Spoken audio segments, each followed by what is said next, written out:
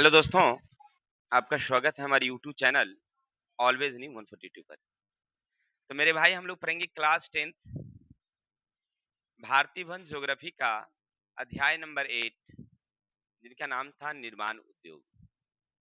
Chapter की पढ़ाई तो पहले ही हो चुकी है, वन शॉट वीडियो था, आप लोग देखे भी होंगे। उम्मीद है कि वहां से बहुत सारे ऑब्जेक्टिव और सब्जेक्टिव क्वेश्चन आपको खुद ब खुद समझ में आ गया होगा अगर ध्यान से सुने होंगे तो। अच्छा, कल हम लोग पढ़े थे कारण बताएं, अति लघुत्तरीय और लघुत्तरीय के कुछ क्वेश्चन हमने आपको बताया था। आज हम लोग पढ़ेंगे जो लघुत्तरीय के शेष क्वेश्चन रह गए थे 13 से 24 तक का जो है वो, बाकी समय मिलेगा तो दीर्घोत्तरीय क्वेश्चन भी होगी। तो ज्यादा देरी ना करते हुए चलते हैं हम लोग क्वेश्चन की तरफ।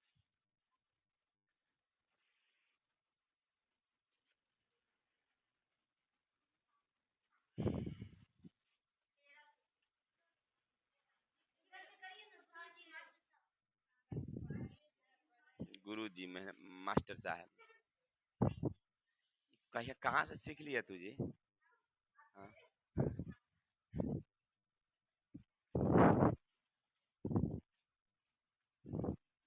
चलिए अब आ गए हम लोग क्वेश्चन नंबर 13 पर। सुनते हैं, जूट मिलों में किस प्रकार के सामान तैयार किए जाते हैं? अच्छा, जूट मिल अपने देश में कहाँ कहाँ है भाई? तो हम लोग पढ़े थे कि पश्चिम बंगाल उसका प्रमुख केंद्र है, हुगली नदी के किनारे। और दूसरा हम लोग पढ़े थे कि बिहार में भी 3 गो जूट मिल है, उत्तर प्रदेश में भी जूट मिल है, कुछ उधर आंध्र प्रदेश में भी है, नहीं ऐसे करके।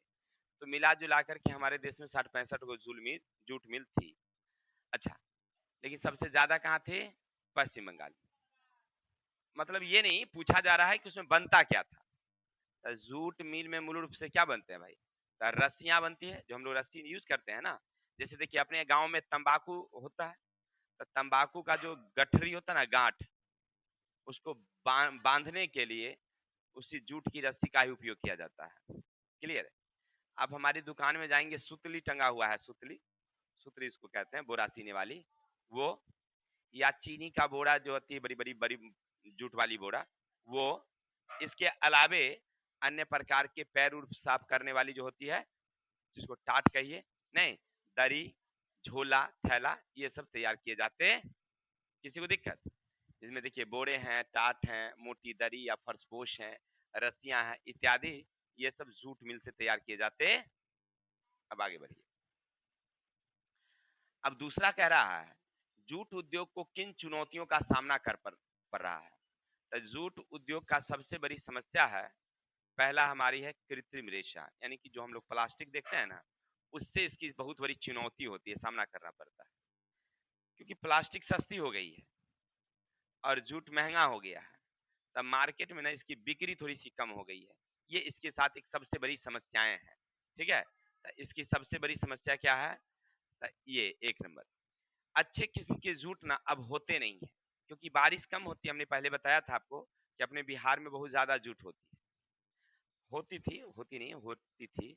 तो अब उस समय क्या होता था कि बहुत ज्यादा पानी होता था और बरसात में उसको रख दिया जाता था पानी में ना, तो पूरा गल के ना पूरा एकदम उसका रेसा रेसा साफ साफ हो जाता था। अब पानी नहीं होगी तो क्या होगा? पेड़ से तो आप काट लेंगे, ठीक है, छाल छील भी देंगे, लेकिन पनिया ना रहेगी तो गलेगी कैसे?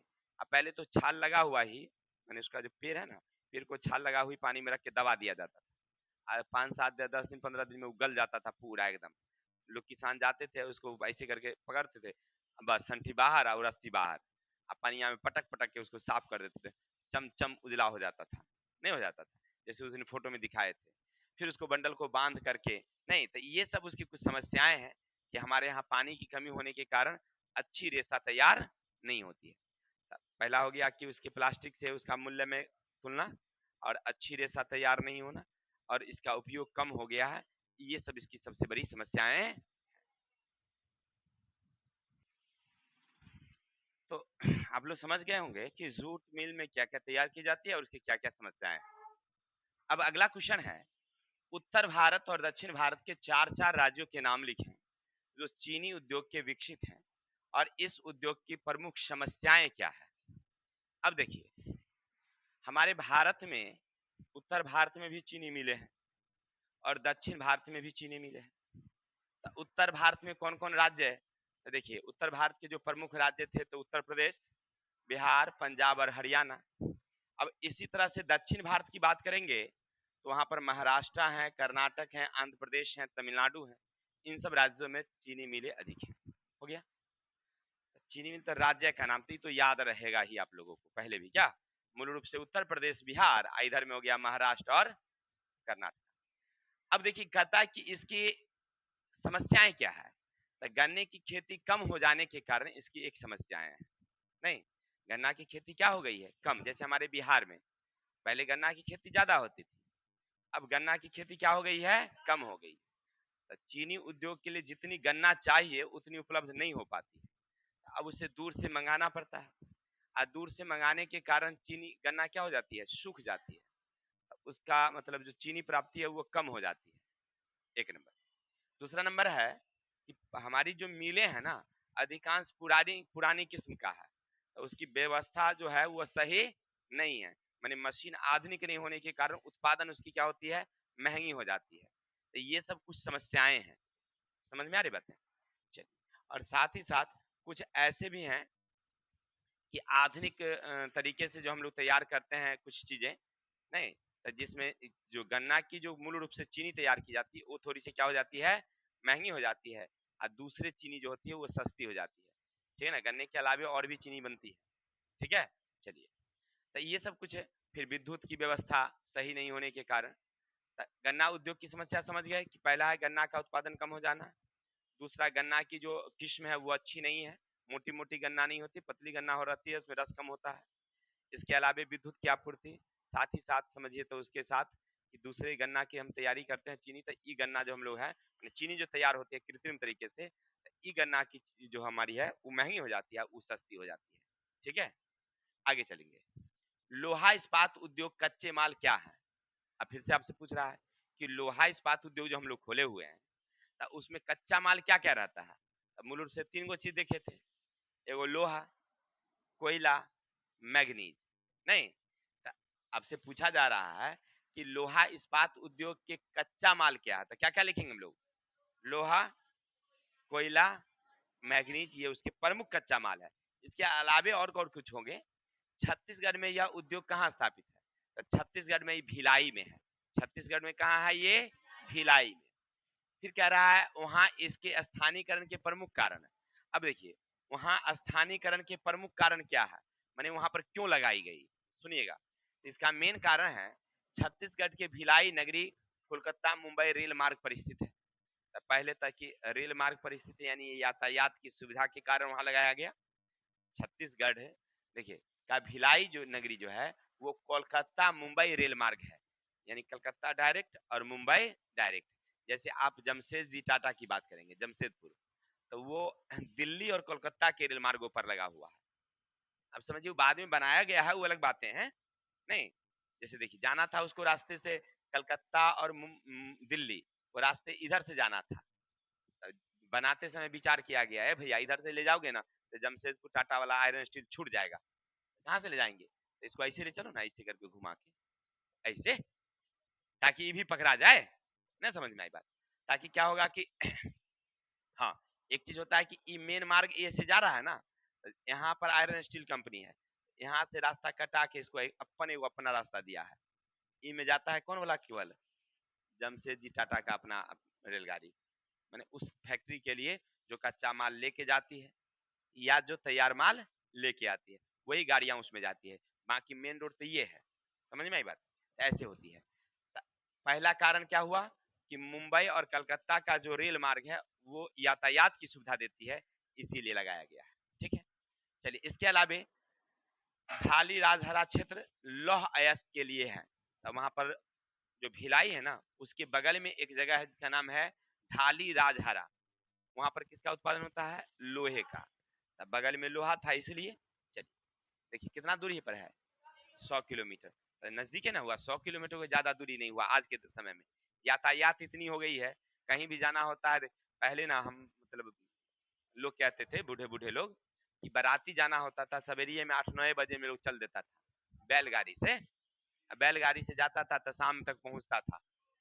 हाँ सही बता रहे हैं।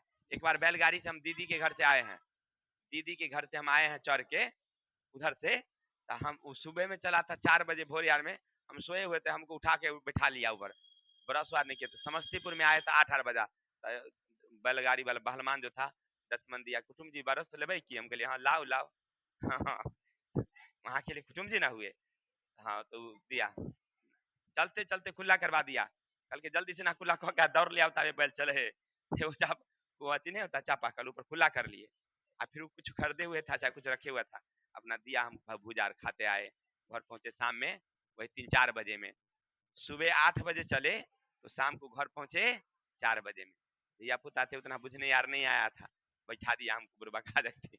आइए, कोरबा की खान से कोयला मिल जाती है, उसको कोरबा की खान से क्या मिल जाती है, कोयला मिल जाती है। चलिए इसके अलावे अब चलिए आगे, झारखंड कोयला क्षेत्र भी है उसके बगल में, तो उससे भी उसको कोयला मिल जाती है। अब उसको और चाहिए क्या था, चूना पत्थर चाहिए, डोलोमाइट चाहिए, मैग्नीज चाहिए, ये सब नंदनी की खान से उसको मिल जाती है।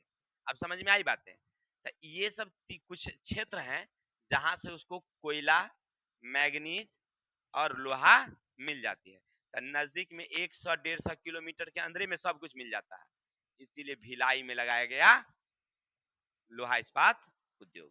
कोई दिक्कत, समझ में आई बात है, तो कहाँ कहाँ से, तो याद रखिएगा, नंदनी से मिल गया उसको कौन सी, मैग्नीज, कोडरमा से मिल गया, राधारा क्षेत्र से मिल गया लोहा, तो ये 3 चीज उसको 100 किलोमीटर के अंदर मिल गया, इसीलिए इसके बीच में लगाया गया कौन सी, भिलाई में लोहा इस्पात। समझ में आ गई बातें, उम्मीद है सब लोगों को समझ में आया होगा। इसके अलावा जलाशय पानी की भी पूर्ति हुई है।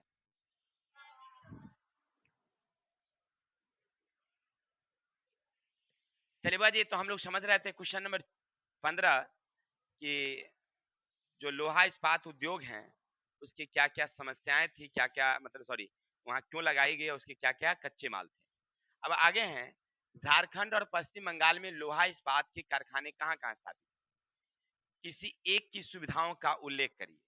अब देखिए, हमसे पूछा जा रहा है कि बुआ जी झारखंड में भी आप देखें और पश्चिम बंगाल में भी देखें, तो कहाँ कहाँ पर बताइए लोहा इस्पात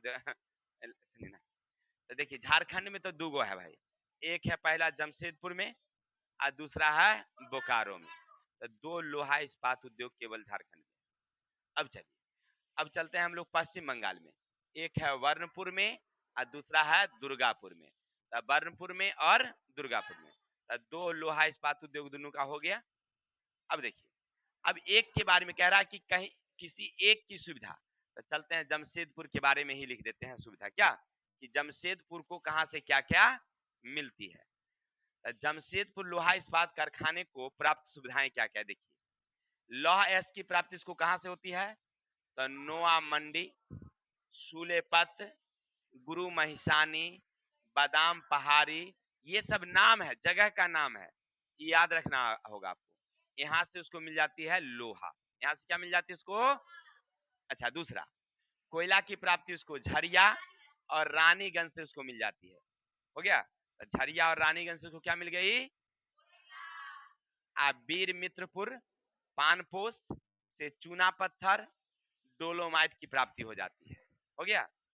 इसके अलावे स्वर्ण रेखा और खरकई नदी से उसको क्या मिल जाती है, स्वर्ण रेखा नदी है ना, स्वर्ण रेखा नदी से मिल जाती है उसको जल पानी। अभी अभी जस्ट बताए हैं कि कोलकाता मुंबई रेल मार्ग होने के कारण, कोलकाता दिल्ली रेल मार्ग है उसको, मुंबई नहीं, कोलकाता दिल्ली रेल मार्ग के निकट होने के कारण इसको ये सुविधाएं हैं। अब मुंबई भी रेल मार्ग होगा, बनाया गया होगा, ठीक है, तो कहने का अर्थ है कि उसको कौन कौन सी सुविधा कहाँ कहाँ से मिल गई, समझ गया ना, ये सब याद रखना होगा। आपसे क्वेश्चन क्या पूछा कि बउआ जी बताइए कि झारखंड के 2 लोहा इस्पात उद्योग, जमशेदपुर और बोकारो। अब दूसरा कह रहा है पश्चिम बंगाल के 2 लोहा इस्पात, बर्नपुर और बर्नपुर और कानपुर कहाँ, बर्नपुर था और एक था दुर्गापुर। अब कहता है कि किसी एक को कौन कौन सी सुविधाएं, कहाँ से लोहा, कहाँ से कोयला, कहाँ से मैग्नीज, ये सब बताइए। तो याद रखेंगे, लोहा मिलती है नोआ मंडी से, कोयला मिलती है झरिया से, वीर मित्रपुर से उसको मिल जाता है डोलोमाइट, ठीक है। पानी कहां से मिल जाती है? तक स्वर्ण रेखा और खरकय नदी। अब सुनिएगा ध्यान से,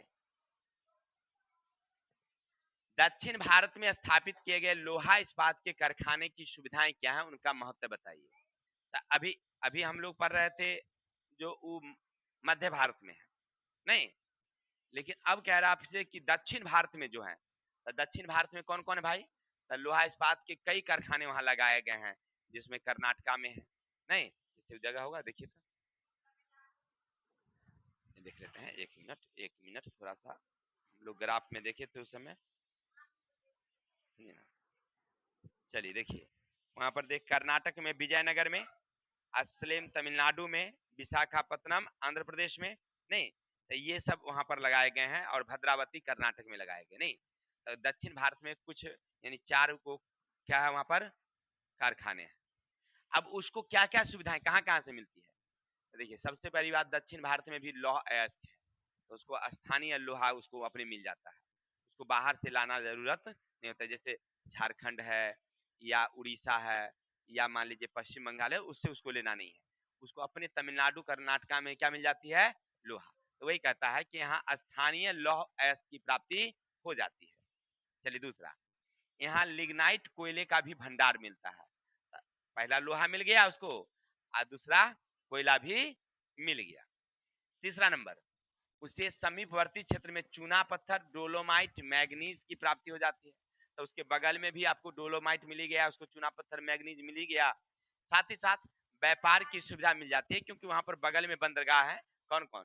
विशाखापट्टनम जो बंदरगाह है वो उसको विदेश व्यापार के लिए सुविधाजनक है। क्या होता है कि वो विदेश व्यापार, जैसे देखिए हम लोग जो पहला हमारा Jamshedpur Tata iron steel company, Bokaro steel company, Burnpur और दुर्गापुर जो स्टील कंपनी है मान लीजिए, तो उस सब का जो उत्पाद है उसको हम लोग कलकत्ता बंदरगाह से उसको भेजते हैं, नहीं भेजते हैं, तो यातायात की सुविधा के लिए बंदरगाह हो गया। उसी तरह से दक्षिण भारत में जो है वो यहाँ पर विशाखापत्तनम नामक एक बंदरगाह है, उसी से वो भेजता है उसको, तो उसको फिर ला करके कलकत्ता लाने की जरूरत नहीं ना होगा, वो अपने बंदरगाह से भेज लेता है। अब बगल में उसको तीनों चीज मिल गया, मैग्नीज मिल गया, कोयला मिल गया और चूना पत्थर मैग्नीज मिल गया, कोई दिक्कत? आपसे पूछा क्या कि दक्षिण भारत के लोहा इस्पात कारखाने, तो आप लिख देंगे दक्षिण भारत के प्रमुख लोहा इस्पात कारखाने में है भद्रावती कर्नाटक, विजयनगर कर्नाटक, सलेम तमिलनाडु और विशाखापत्तनम आंध्र प्रदेश। हो गया। अब लिखेंगे इसके प्रमुख सुविधाएं, तो लिखेंगे उसके लिए स्थानीय उसके लोहा की प्राप्ति हो जाती है, ठीक है, वहां पर लिग्नाइट नामक कोयला मिलता है, उससे उसे कोयला मिल जाती है, और इसके समीपवर्ती क्षेत्र में चूना पत्थर, डोलोमाइट और मैग्नीज मिल जाते हैं। साथ ही साथ व्यापार की सुविधा के लिए उसे विशाखापत्तनम नामक बंदरगाह उसको मिल जाती है, तो वहां से वह आसानी से व्यापार कर लेता है। किसी को डाउट? अब आगे बढ़ते हैं हम लोग, इसमें कोई ज्यादा समझना नहीं है, ध्यान से सुनिएगा केवल। लोहा इस्पात उद्योग दक्षिण भारत में ही क्यों स्थापित है? तो देखिए लोहा इस्पात उद्योग दक्षिण भारत में क्यों, ये समझने की बात है। तो इसलिए लगाया गया है, अब गौर करके देखिएगा, बिहार में एक होगा नहीं, उत्तर प्रदेश में एक होगा नहीं, पंजाब हरियाणा दिल्ली हिमाचल प्रदेश जम्मू कश्मीर है ना, गुजरात राजस्थान में एक भी नहीं है, महाराष्ट्र में एक भी नहीं है, मध्य प्रदेश में एक भी नहीं है। आखिर क्यों, इसके पीछे का क्या कारण है? गौर करके देखिएगा, भारत के मैप देखेंगे तो यही क्षेत्र में ऐसे करके लगाया गया है सब, ई भाग में, है ना, ऐसे। हाँ ये सब निर्मूल्य रह गया, सुखले सुखले काहे लगी? अरे भाई इसलिए क्योंकि जो लोहा इस्पात उद्योग है उसका जो कच्चा माल चाहिए, तो क्या क्या चाहिए? तो लोहा, कोयला, मैग्नीज, चूना पत्थर, फलान चिना, नहीं ये सब चाहिए। तो ये सब कहाँ है? हमारे भारत में कहाँ पाई जाती है? तो दक्षिण भारत के जो पठारी क्षेत्र हैं इसी में पाई जाती है, तो नजदीक में कच्चा माल उपलब्ध हो सके इसीलिए दक्षिण भारत में लगा दिया गया उद्योग। उद्योग तो वहीं लगाएंगे हम लोग, उत्तर भारत में है ये नहीं है कच्चा माल, तो हम लोग वहां नहीं लगाते हैं। किसी को डाउट? हाँ, चलिए बहुत अच्छी बात, समझ गया ना क्वेश्चन कि क्यों लगाए? कि लोहा इस्पात उद्योग के जो प्रमुख कच्चा माल है वो कहाँ से उपलब्ध हो जाती है? दक्षिणी पठारी क्षेत्रों से, नजदीक में कच्चा माल मिल जाता है, ढुलाई खर्च कम लगती है, इसीलिए ऐसा। चलिए आगे। अरे अरे अरे कहाँ जा रहा है यार? भारत में जलयान निर्माण तथा रेलवे उपकरण निर्माण उद्योग का विवरण बताइए। सुनिएगा, अब आपसे क्वेश्चन कह रहा है कि भारत में जलयान निर्माण, हमारे यहाँ जलयान माने पानी की जहाजें जो बनाई जाती है वो, साथ ही साथ रेलवे उपकरण उद्योग के बारे में थोड़ा सा बताइए। तो हमारे भारत में रेल पानी की जहाजें कहाँ कहाँ बनाई जाती है?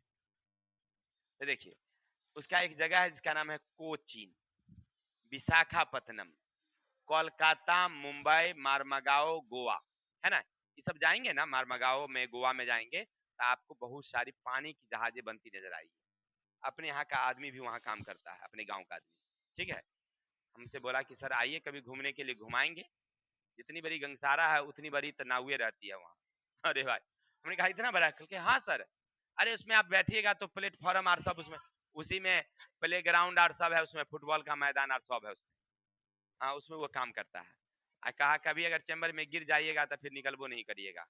हाँ, चलिए, यानी कि पानी की जहाजें जो बनाई जाती है वो बड़ी बड़ी जहाजें होती है, बड़ी बड़ी, ठीक है। तो कहने का अर्थ है कहाँ कहाँ बनाई जाती है बुआ जी, याद रखिएगा। कोच्चिन में, विशाखापत्तनम है, कोलकाता, मुंबई, मारमगाओ है, गोवा है। जैसे हमारे आदमी, हमारे गांव के जो आदमी है वो कहाँ रहते हैं? गोवा में रहते हैं, ठीक है। चलिए, अब आगे चलते हैं। अब रेलवे उपकरण कहाँ बनाए जाते हैं? रेल के समान, रेल के समान। तो रेल के समान हो गया आपको वाराणसी, चितरंजन, जमशेदपुर, चेन्नई, है ना, पेरुम्बोर, पंजाब के कपूरथला, बंगलुरु इत्यादि में रेल के कुछ सामान बनाए जाते हैं। कहीं इंजन बनाए जाते हैं, कहीं डब्बे बनाए जाते हैं। अपना समस्तीपुर में तो रेल के चक्को बनता है, चक्का चक्का नहीं, डब्बा हुआ भी बनता है लेकिन कम बनता है, बहुत कम। चलिए, अब आ जाइए किताब की ओर, सुनिएगा। कहाँ कहाँ बनाई जाती याद रहेगा ना? वाराणसी, चितरंजन, जमशेदपुर, इसके अलावा आप ले लीजिए रेलवे वर्कशॉप, जमालपुर, नहीं तो ये सब जगह पर ये सब बनाई जाती है। अभी सब याद करना है, समझना नहीं है, सब याद करने वाली चीज है, फुल्ली याद करना है। क्वेश्चन नंबर अगला, हाँ पूछता है तब, बस क्या, औद्योगिक प्रदूषण क्या खतरा उत्पन्न हो रहा है, इसके निराकरण के सुझाव दीजिए। अब समझिएगा मेरे भाई, हम लोग ज्यादा करके क्या कर रहे हैं, बहुत सारे उद्योग लगाए, तो उद्योग में कई तरह के रसायन का उपयोग किया हमने, उसको चलाने के लिए कई तरह के ईंधन का उपयोग किया, तो इससे वायु प्रदूषण, जल प्रदूषण, भूमि प्रदूषण, ध्वनि प्रदूषण, सब तरह के प्रदूषण हो रहे हैं। अब इससे प्रदूषण से समस्या क्या होती है? तो कई तरह की बीमारियां होती है।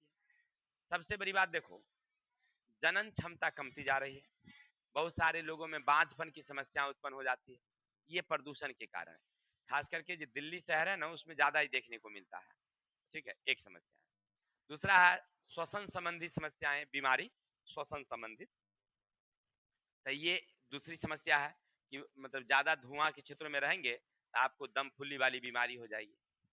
अगर ज्यादा जो औद्योगिक क्षेत्र है वहां रहेंगे तो आपकी श्रवण शक्ति, सुनने की क्षमता कम हो जाएगी, धीरे वाली आवाज आप नहीं सुनेंगे। क्या तो आप लोग तो मतलब गांव में न रहते हैं, तो यहाँ कौन शोरगुल होता है? नहीं, शोरगुल शहर बाजार में जाइए, उधर एल्वेस्टर, वो क्या कहते हैं उसका, टीना का, मैडम जी के घर पर जाते हैं, एगो बाजा वाला अलगे बाजा बजे ले रहता है भर दिन, अब बगल में जो है वो ट्रंक बजता है, ट्रंक बजता नहीं बनता है, तो उसमें टन टन टन आवाज बनते रहता है। आटा चक्की अपना घरे में है तो आटा चक्की भर दिन चलता है तो उप उप उप उप करते रहता है।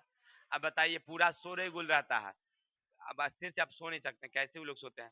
अब बगल में एनएच गुजरती है, तो भर रात भर दिन जो है वो ट्रक वाला जो है पूरा साउंड बजैली नहीं। हाँ चलिए, तो कहने का अर्थ है कि ये सब वहां पर। अब देखिए इसका निराकरण क्या है, तो उसका निराकरण का एक समस्या है, तो जैसे धुआं होती है ना, तो इसका काफी ऊंचाई पर छोड़नी चाहिए। धुआं को क्या करनी चाहिए, नीचे छोड़ने से ना ज्यादा स्वास्थ्य पर हानि पहुंचाता है, तो इसलिए इसकी धुआं को काफी ऊंचाई पर छोड़नी चाहिए, तो उससे जन स्वास्थ्य पर कम हानि पहुंचती है। पहली बात, पहुंचती है लेकिन कम। जो औद्योगिक क्षेत्र है उसके आसपास में शहर नहीं होनी चाहिए, या शहर है उसके आसपास में उद्योग नहीं होनी चाहिए, उसको ट्रांसफर करवा देनी चाहिए, अलग कर देनी चाहिए। जैसे कुछ दिन पहले आपने सुना था कि दिल्ली के जो नोएडा है वहां पर बहुत सारे उद्योग थे, वो धीरे धीरे बन गया शहरी, मतलब शहर बन गया, वहां आबादी बढ़ गई, आबादी बढ़ गई तो वहां से बहुत सारे उद्योग को ना उठा उठा कर क्या उसको भेज दिया गया कहाँ, जो पहाड़ी इलाका है जहाँ आबादी कम थी, जैसे कुछ बिहार भेज दिया, कुछ झारखंड भेज दिया, कुछ छत्तीसगढ़ भेज दिया, नहीं कुछ उत्तराखंड भेज दिया, ताकि आबादी जहाँ नहीं है वहां पर उद्योग स्थापित किया जाए। इससे भी स्वास्थ्य पर कम प्रभाव पड़ेंगे। साथ ही साथ प्रदूषण को मतलब साफ करने का भी उपाय है। ये कुछ ऐसे हानिकारक रसायन है जल में जाएंगे तो ज्यादा हानि पहुंचाएंगे। जैसे मान लीजिए हम डीडीटी डाल दें या अन्य प्रकार के रसायन डाल दें, उसके प्रभाव को क्या कर देगी, कम कर देगी। और तब उसको अगर जल में बहाएंगे तो प्रदूषण कम ना होगा, नहीं। तो ये सब कुछ ऐसे तरीके हैं। या मान लीजिए हम लोग ज्यादा कोयला जला करके अगर विद्युत तैयार कर रहे हैं वहां पर, तब वहां पर पन बिजली लगा दीजिए, तो पानी से बिजली बना दीजिएगा तो प्रदूषण नहीं ना होगा, धुआं वाला प्रदूषण खत्म। तो इस तरह से कुछ समस्याओं को दूर किया जा सकता है। इतना समझ गए, अब आगे बढ़िए सुनेंगे। आधारभूत उद्योग से आप क्या समझते हैं? देखिए नाम ही है आधारभूत उद्योग, तो वैसे उद्योग जिससे अन्य उद्योग को सहायता मिलती है, तो ऐसे उद्योग को हम लोग आधारभूत उद्योग कहते हैं। ऐसे भी एक उद्योग के संपर्क में ना कई उद्योग चलते हैं। जैसे देखिए अपने यहाँ चीनी उद्योग थी समस्तीपुर में, समस्तीपुर शहर में एक चीनी मिल थी, तो गन्ना उसको चाहिए कच्चा माल, ये तो आप समझ गए। तो उससे किसान भाई तैयार कर रहे हैं अपना गन्ना।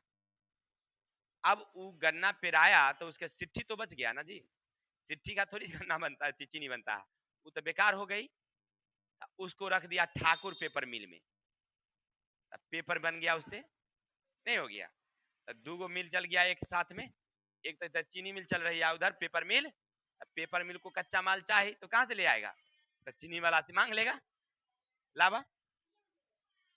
अरे फ्री में नहीं देगा तो सस्ता देगा ना भाई। वो बेकार की चीज है, सट्टी पिट्ठी है, वो हम क्या करेंगे, फेंकेंगे तो और वो कचरा होगा कहीं ना कहीं, फेंकवाने के लिए भी आदमी चाहिए हमरो। कोई हमरा से 10 रुपए में ले रहा, सस्ता में ले भी रहा, तो क्या समस्या हमारे पास ना हो, तो हो गया। उसके बाद गन्ना का जो ऊपर का जो होता है मतलब गंदगी, नहीं जैसे हम लोग घर में जब चीनी का चाशनी तैयार करते हैं तो उसमें गंदगी निकलती है ना, तो हम लोग छान छान के छनौटा से या फेंक देते हैं या चूल्ही में डाल देते हैं, तो नहीं उससे छोआ बन जाता है। उससे क्या बन जाता है, छोआ।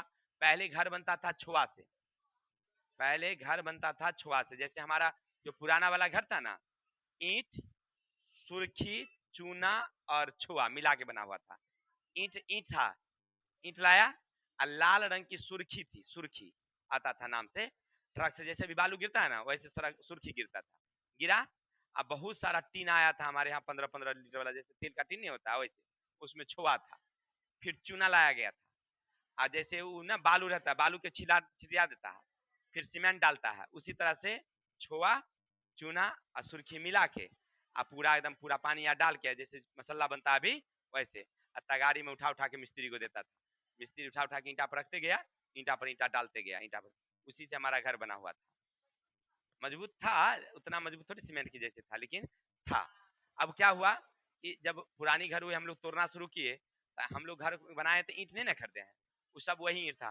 15-15 इंची मोटी दीवार थी, हम दिए 5 इंची, 3 गो मतलब एक दीवार से 3 गो दीवार हमको हो गया, अपना नहीं हो गया, पिताजी वाला बना हुआ था, उसी से दोनों भाई का घर 2-3 टेलर खरीदे हैं, बाकी सब इतनी बड़ी बिल्डिंग हो गई, हमको खरीदना नहीं पड़ा। ईंटा बर्बाद नहीं हुआ उसमें, ईंटा बर्बाद क्योंकि पुराना हो गया, सब सुर्खी झरने लगा था, ईंटा खाली साबुत निकल गया, बहुत अच्छा होगा काम। अब अभी तोड़ा जाए तो पूरा ईंटे टूट जाएगा, सीमेंट सब पकड़े हुए उसको। आई किताब की ओर, तो आधारभूत उद्योग समझ गए ना, कि जिस उद्योग से दूसरे उद्योग चलाए जा सकते हैं, तो ऐसे उद्योग को क्या बोलेंगे। जैसे अभी देखिए पेपर मिल के लिए आधारभूत उद्योग कौन हुआ, चीनी उद्योग। छोआ उद्योग के लिए आधारभूत क्या हो गया। लेकिन अब गौर करिए, हमको इसके बारे में नहीं पढ़ना था, हमको पढ़ना था लोहा इस्पात उद्योग के बारे में। लोहा इस्पात उद्योग जो है, नहीं उससे बड़ी बड़ी मिलें तैयार की जाती है, मशीनें तैयार की जाती है। अब ना हम सोचते हैं कि तेल पेरने वाली मशीन ले आवे, नहीं, तो उसके लिए कहाँ जाना होगा हमको, लोहा इस्पात उद्योग में। आटा पीसने वाली गेहूं पीस करके आटा तैयार करनी है, आटा पीसने मैंने उसको कहने के मतलब तो वही होता है। तो उसके लिए कहाँ जाना होगा हमको, लोहा इस्पात उद्योग में। गन्ना पेरने वाली हम लोग सोचते हैं कि 2-4 गो दुकान खोल लें, तो उसके लिए भी मशीनें कहाँ से लानी होगी, यानी चाहे आपको कोई भी उद्योग चलानी है, कोई भी छोटे मोटे काम करने हैं, तो उसके लिए कहाँ जाना होगा हमको? लोहा इस्पात उद्योग। अर्थात लोहा इस्पात उद्योग अन्य उद्योग का आधार है, उसी उद्योग से सब उद्योग चलता है, इसीलिए उसको कहते हैं हम लोग आधारभूत। समझ में आ गई बातें? चलिए अब आगे।